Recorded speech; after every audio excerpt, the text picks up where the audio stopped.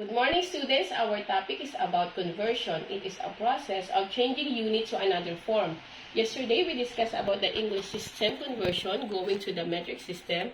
For now, we're going to discuss the metric to English system. So, 2.54 centimeter metric system to 1 inch or equivalent to 1 inch. So, for example, if you have 7.62 centimeter, you're going to find out what is the equivalent in inches. So, 7.62 centimeter, write 254 on the denominator, then 1 inch, then cancel. 7.62 times 1 inch, that is 7.62 inch. Divided by 2.54. So, let us divide 7.62. If you see like this division, divided by 2.54.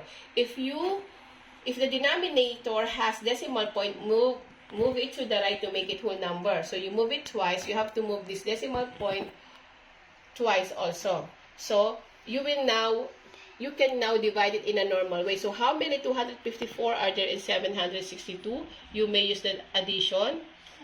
254 plus 254. 4 plus 4 is 8. 5 plus 5 is 10. Carry 1. 2 plus 2 is 5. So, still lacking. You need another one.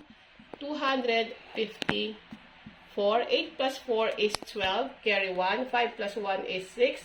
5 plus 2 is 7. So, they are now equal. So, 1, 2, and 3. So, there are 254 in 762. So, the answer is 3 times 254. That is 762 minus.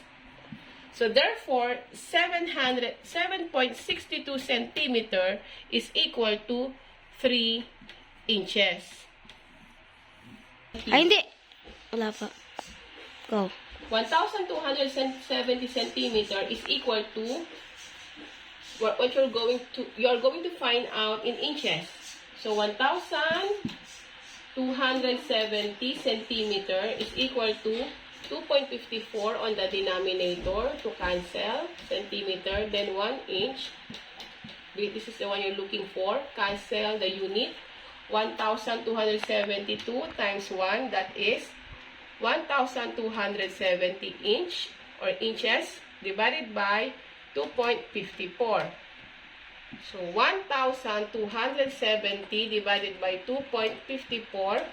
If there is a decimal place on the divisor, move this twice or to the right to make it whole number. There is no decimal place in here. You have to add decimal point, then move it twice. So, add 0, 0. So, this will now 127,000.